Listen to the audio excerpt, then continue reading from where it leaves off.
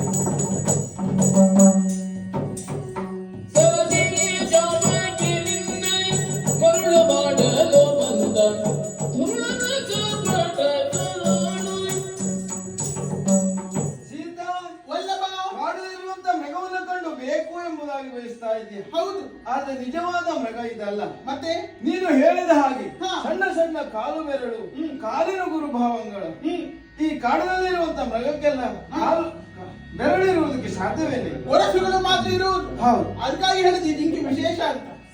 ಮತ್ತೆ ನೀನು ಹೇಳಿದ ಹಾಗೆ ಲಯಬದ್ಧವಾಗಿ ಕುಣಿಯುತ್ತಾ ಇದೆ.